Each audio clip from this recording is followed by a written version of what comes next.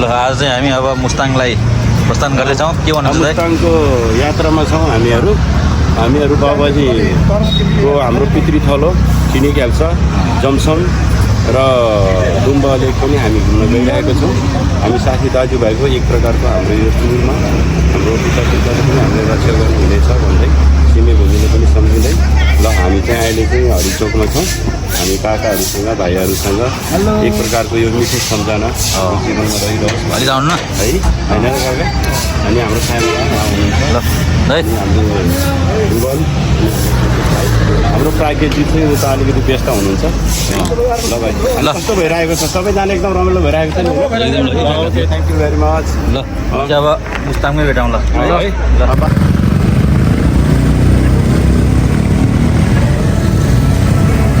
अब हामी चाहिँ हर्चोकबाट हिँड्यौँ।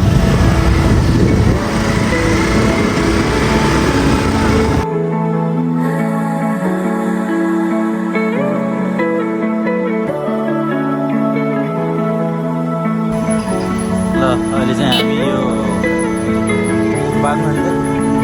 बागलुङ कालिका मन्दिर प्रवेशद्वारमा छौँ। अब टोलीहरूले यसो कफी ब्रेक गर्ने भनेर चाहिँ यहाँ रोकेर बसेका छौँ हामी।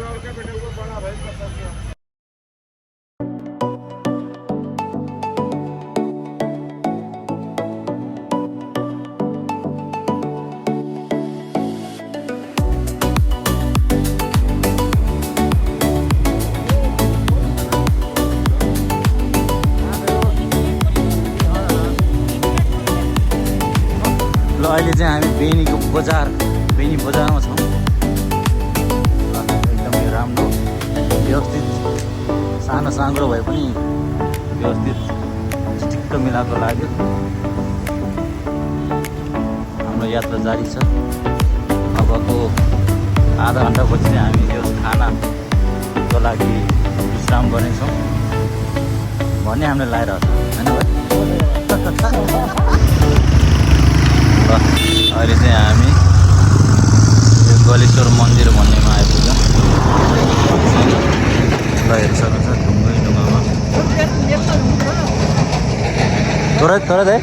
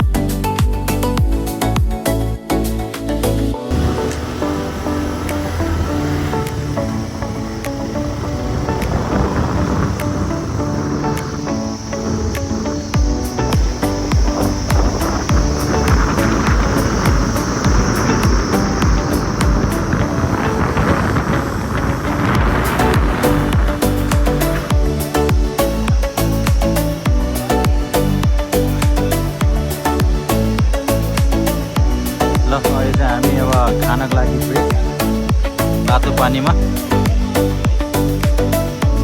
ठुलो लगानीमा बनेको आमा अनि दया यस्तो ठाउँ नि यत्रो ठुलो लगानी है? त्यही त दामी छ है।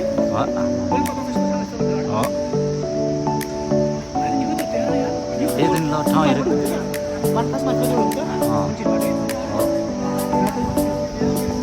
केही छैन ठाउँ हेर्दाखेरि यार। हामी चाहिँ अहिले लन्च ब्रेकमा छौँ यो तातो पानीमा होइन? कस्तो लाग्दैछ बाजु? एकदम अब खाना लाग्यो एकदम राम्रो रमाइलो भयो। ल दाइ कस्तो लाग्दैछ अहिलेसम्मको यात्रा? अहिलेसम्म यात्रा कस्तो छ? ल दाइ कस्तो हुँदैछ यात्रा? एकदम बबाल यार। आमामा साथी दाजुभाइसँग यसरी यात्रा गर्दा एक प्रकारको आनन्द आउँदो रहेछ भाइ। आउनु दाइ ठिक छ? ए भाइ बाजु ल 2 शब्द जाओस् ल। एकदम हाम्रो चाहिँ हामी एउटा यहाँनिर ढेँडो खाना लागिरहेको छौँ ल। यात्रा सँगसँगै हामी कहाँ छौँ अहिले? तातो पानीको थकाली भान्साघरमा छौँ ल। ल साथै यो मनु भाइको एउटा गीत पनि अलिकति गाइदिएछु न। भरे माथि हो कि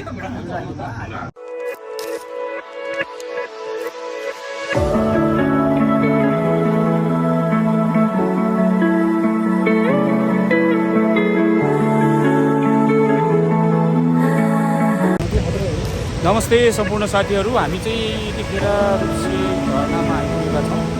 यहाँले देख्न सक्नुहुनेछ यो म्याप इन्डियाको मुस्ताङ जाने बाटो रुप्सी झरना। यो पछाडिपट्टिको दृश्य हामीले देख्न सक्नुहुन्छ। हाम्रो साथीहरू चाहिँ रुप्सीतिर फर्किने तस्बिर खिच्दै ओहो ल आस है साइला हेलो दिलु ओके ल आइज हो ल झरना अब हामी झरनातिर टर्न गर्दैछौँ। झरना रुप्सी झरना चाहिँ ल आयो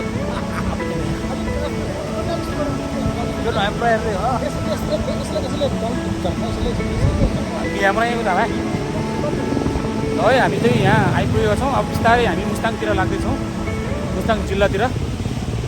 thank you very much.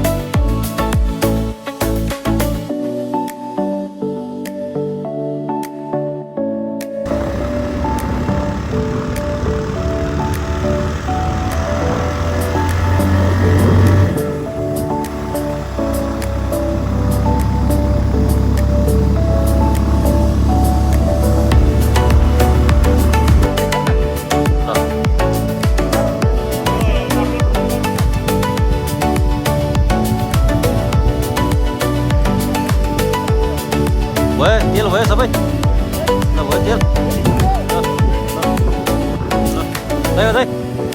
Ready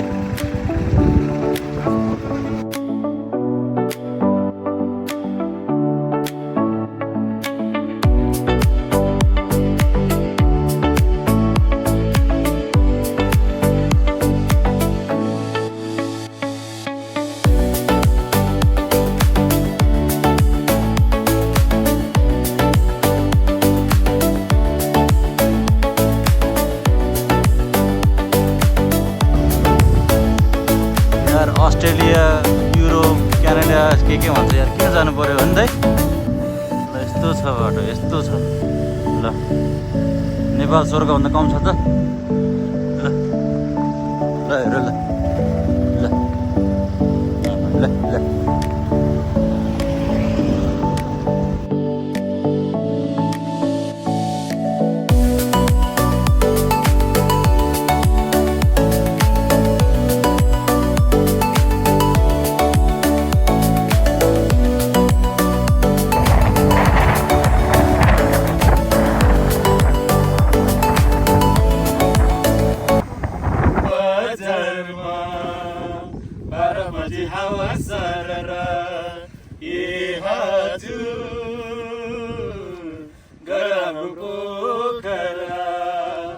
अहिलेसम्म बाँचेन घरमा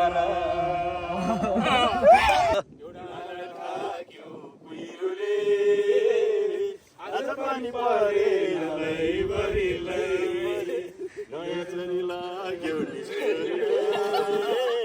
यस्तो मौका आउँदै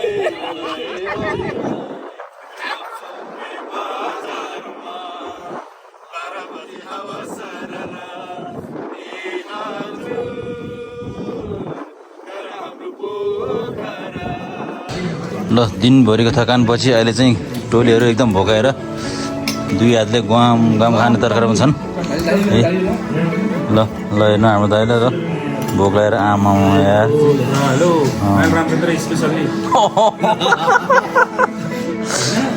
रिग्रेट हुँदैछ होइन।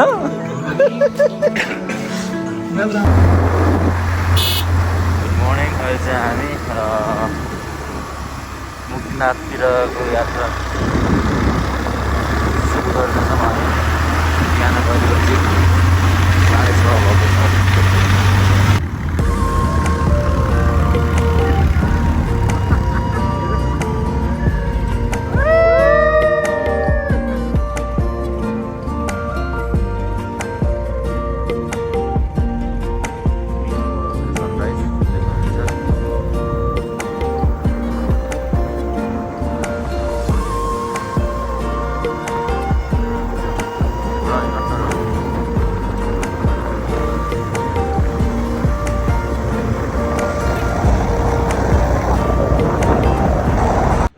नमस्कार। अहिले चाहिँ हामी ठ्याक्क यो मुक्तिनाथ मन्दिरको थोरै तल एउटा रानी पाउ भन्ने गाउँ रहेछ त्यहाँ पुग्यौँ।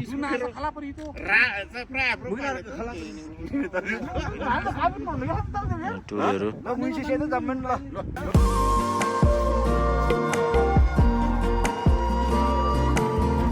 फर्किँदै नाथ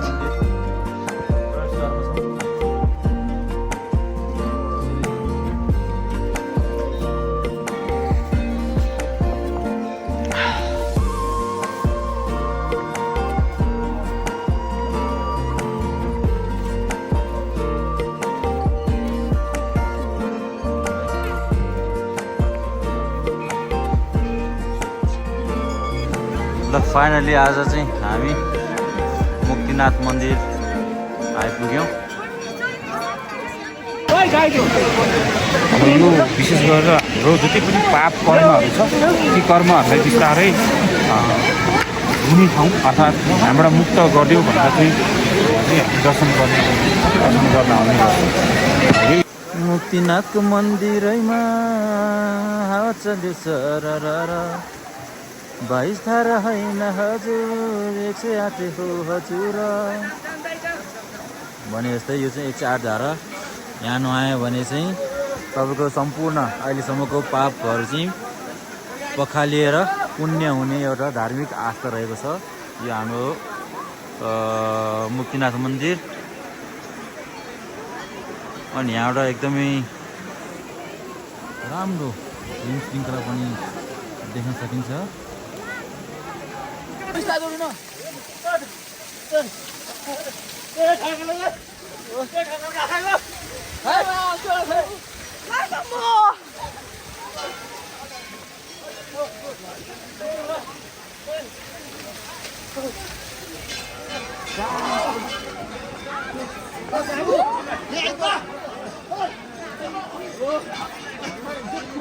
ओ भाइ पख है पख पख पख कहाँ त्यस्तो मान्छेहरू कसरी भिडियो गर्नु नि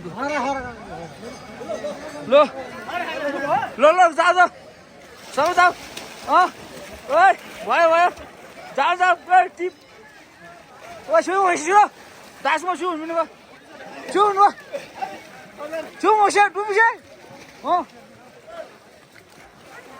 डुडु डुबु छु छु डुबु आयो छु छु छु last last last last last तै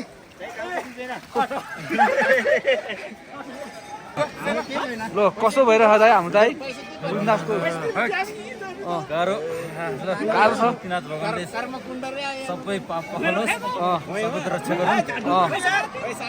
गाह्रो बनाउनु चाहिँ त्यही हो। बाटो हजुरलाई कस्तो लाग्यो मुक्तिनाथको धारा 108 को धारा कस्तो लाग्यो? एकदम राम्रो ल भाइमे ल मुक्तिनाथको दर्शनसँगै हामी चाहिँ बिस्तारै फर्कँदैछौँ। धन्यवाद, थ्याङ्क यू भेरी मच। ल मुक्तिनाथ मायाले रक्षा गरौँ हामीलाई।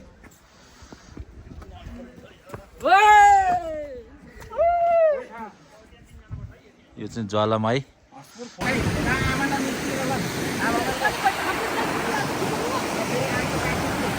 दाइ के गरेको रे हामीले यहाँ तर्पण पिमा तर्पण पितृको नाम होइन पितृ बाबल मिल्ला लै नै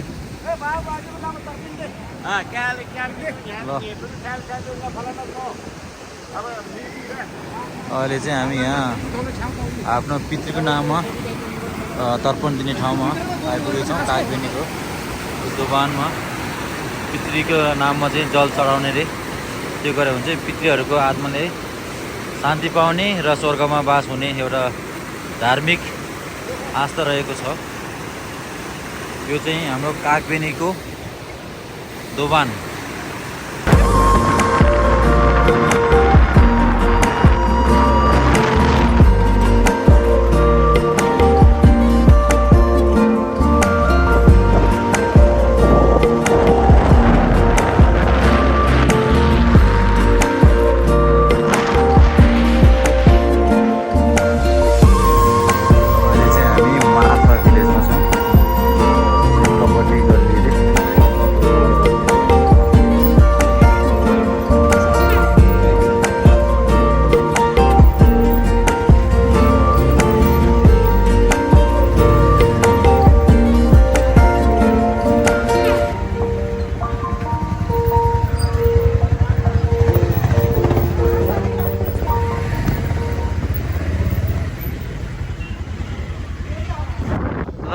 अब चाहिँ हाम्रो मुक्तिनाथ भिजिट यहीँ समाप्त भएको छ। अब चाहिँ हामी फर्किँदैछौँ आफ्नो वासस्थानतर्फ। अहिले बिहानको ठिक 9:45 भएको छ। अब हेरौँ